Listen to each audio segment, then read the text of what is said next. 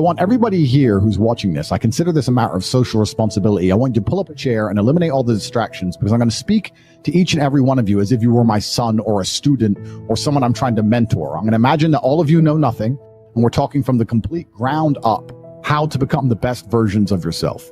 Because manhood is exceptionally hard and life is hard.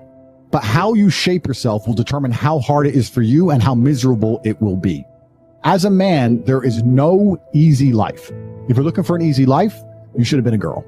Your life is not about being easy. Your life is not about being happy. Your life is always going to be difficult. All of the pain you feel, all of the sadness you feel, you're supposed to feel as a man, and you have two effective binary choices. You either go through the suffering and go through the trauma and go through the hardship it takes to be a man of value, or you suffer eternity as a nobody.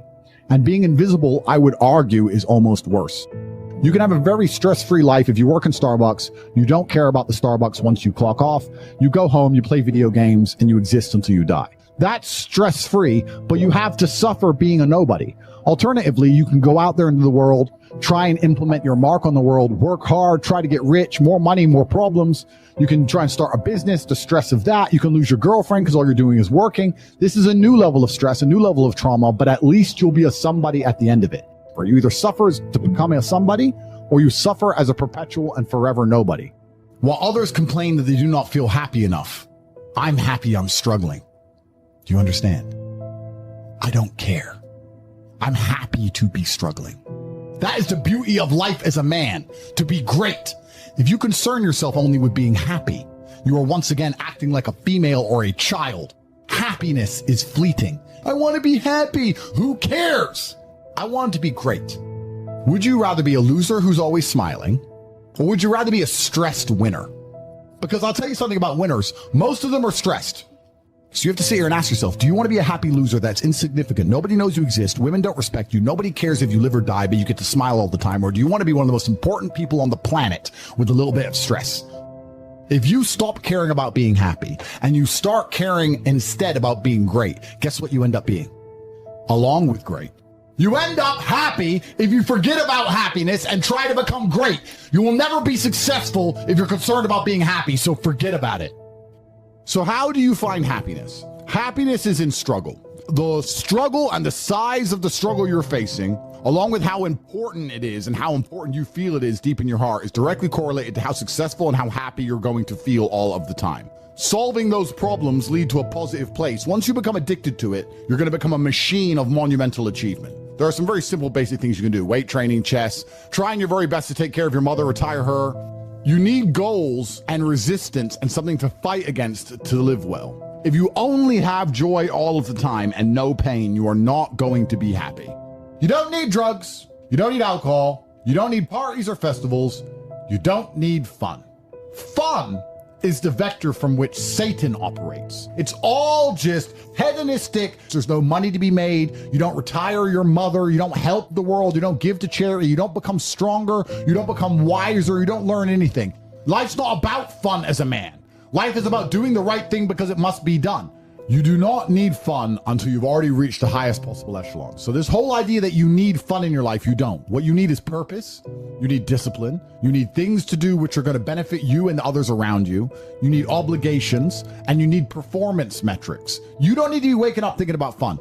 You're not important. Nobody knows who you are. You're not physically strong. You're not financially wealthy. You have bigger concerns. Hey, what are we going to do this weekend? We need to have some fun. Really? Have you actually gone out there in the universe and made a mark large enough that you're allowed some time off to have some fun? You don't deserve any fun. You don't need any fun. You have work to do. These things you think are fun aren't fun. For a man, your contentment will come from your purpose, and it will come from your competence, and it will come from succeeding objectives. It will come from completing difficult things that other people cannot complete. It will never come from the easily accessible hedonism, which you have confused for fun. If everybody can go to that concert, you shouldn't want to go. You should only want to do things others can't do. The only fun I have is doing things I know you're not allowed to do. But if you say to me, Andrew, come to this party, and I say, well, who's there? Everyone. If everyone's there, it's trash. And the fact that you think that's fun shows that you have a severe mental deficiency. You're only going to find actual fun through purpose. You're only going to find purpose through exceptionalism. So you need to become the best possible version of yourself in all realms. You're unhappy because you're trying to have fun instead of trying to become important. And you're never going to feel satisfied in your heart unless you become important. Please imagine for a second you're the most Googled man on the planet. Hundreds of millions of dollars and you're built like a tank. Imagine how you feel when you look in the mirror. Nothing can match that and nothing can beat that. As a man, you need to have struggle in your life. And I want you guys to actually sit and think, what struggle are you undertaking? What struggle are you trying to overcome? Because you should make a list of them. Difficult lives are fulfilling because we used to have to hunt and fish and go through difficulty to survive. And I often see that when I speak to people who are too comfortable, they end up being unhappy. You must earn happiness. You must climb a mountain. You must struggle yourself to happiness. That's extremely important. There must be physical, mental, social, some kind of spiritual struggle. And those things being satisfied is what's going to satisfy you. The only other alternative to that, to feel good, is hedonism.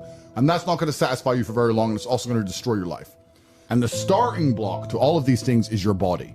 Try and train MMA, learn how to fight, get stronger, get bigger muscles. It's a fast track to self-discipline, which will carry over into all other endeavors. In fact, how many people can say the gym saved their life? That is the easiest struggle, which is never going to backfire on you and never going to be a negative towards any other facet of your life. I actually find it amazing that there's people out there who aren't in perfect physical condition. Guys, let me tell you all a news flash. If you eat right and you train hard, you look good. It's almost impossible to be fat and look bad if you eat right and train hard.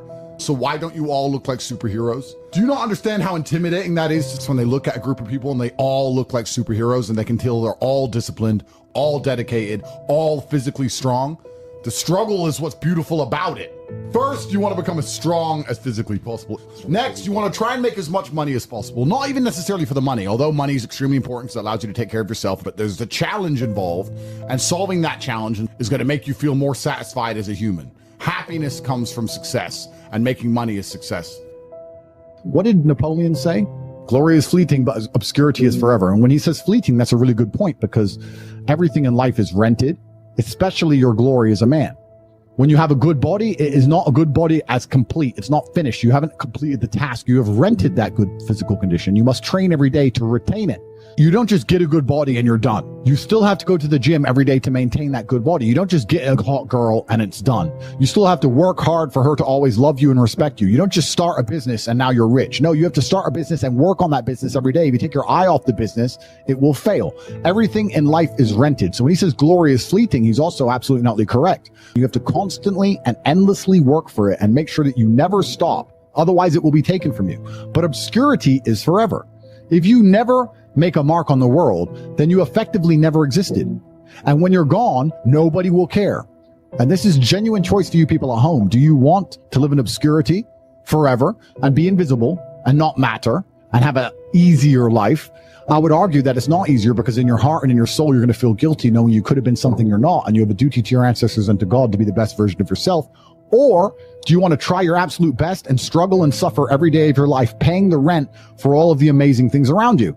We pay endless rent. We pay rent for our bodies. We pay rent for our relationships. We pay rent to keep our kids. We pay rent to keep our business. We pay rent to keep our freedom. Every single day is work to pay the rent. It's absolutely never ending. And you have to make that choice. So if you have a pen and paper in front of you, you need to decide, do you want to be invisible with a lower rent bill? Or do you want to be important and suffer to make sure that the rent is paid? It's a choice you must make, and it's binary, and you must be extremely dedicated towards the decision you finally make. And it's very difficult, as most of you men are just finding yourselves trying to figure out what and who you should be in a culture with little to no proper guidance. If you remove me from the internet, you have a whole bunch of loudmouths who've not achieved anything amazing or remarkable in their real lives, who don't act in a respectful way, who have not had any real world achievements. There's a few people I can name who aren't like that, but we're generalizing. And then you have a largely matriarchal society and a matriarchal education system that you're beholden to. So who's teaching you to be a man? If you're fortunate enough to have a fantastic father, great. But if you don't, there are very little lessons, and there's basically no guidance out there explaining to you the self-accountability which is required to be a man. Everything we were just saying to you earlier about making the choice of being invisible or being highly important and paying the rent for one of those two choices, that's based around absolute and utter brutal self-accountability. You must accept the decision you want to make, and you must accept that everything is your fault. Everything is on your shoulders, regardless of what God throws at you. People are afraid of accepting there's a problem because then they know they have a responsibility towards fixing it. And they don't want to do anything, one, because they're lazy, and two, because they're afraid they might lose. So they'd rather pretend there's no problem at all. And I think it's not always the winning and the losing. It's the fighting in the first place. And there's plenty of men in history you remember who ended up losing in the end, who still fought, which is why they mattered. It's not, if you're only going to fight when you're guaranteed to win, then no bravery is required. Forget about the winning and losing for now. Focus on the fight. If you do not overcome your tendency to give up so easily, your life will lead to nothing. Fear is a reaction. Courage is a decision. You have to train your mind to be stronger than your emotions, especially your impulses, or else you're going to lose yourself. Most of the important things in the world have been accomplished by men who kept fighting when there seemed to be no hope at all. Why go to the gym? Why get strong? Why work hard? Why get rich? Why be funny? Why be charismatic? Why do anything? It doesn't matter. The world's going to end. Sit in your pod. Wait for the food delivery. That's what they want from all of us. They want all of us to have absolutely no ambition and to sit there and be slave-minded. It's very difficult to resist enslavement if you need the government to eat. I find it amazing that men will sit and watch movies about prisoners of war in Japan, or watch movies about men who go to war and risk their lives, or watch all these hero movies, have admiration for the hero, and they believe themselves to be some version of a hero, and then they're too afraid to say no to putting on a mask. If you're not going to say no to putting on a mask, don't watch hero movies anymore, because you're certainly not a hero. You are one of the villains. You're the stupid little henchmen who get beaten up. Those guys who are on screen for a flash of a second and die without consequence. Nobody even cares or mentions them again. Their family don't even get to give them a funeral. You're a nobody villain. You're not even an important one. The important villains, we know their names. You're a number. You're not a name. And if you want to be a superhero in life, you need to understand that for 80% of the movie, you're going to suffer. For 80% of the movie, you're going to lose. Watch any superhero movie. For 80% of the movie, it is nothing but pain and frustration. And when your life is that way, you have a chance to grow into something fantastic, and you should thank God for every difficult thing he puts in your path. I really believe God's given me one of the best lives, and I can't complain about anything bad that's happened. It's all been fantastic. I'm truly thankful for all of it. Thank you, God, for that difficult time. I think if a couple bad things happen to you, you should be intelligent enough to realize that eventually you're going to get over it, and you're going to learn an important lesson. It's going to change you in the correct direction, and Allah is the best of planners, and he knows what you need to learn. I think that as humans, especially as men, we only learn the hard way anyway. There's no easy way to learn a lesson. You have to learn the hard way.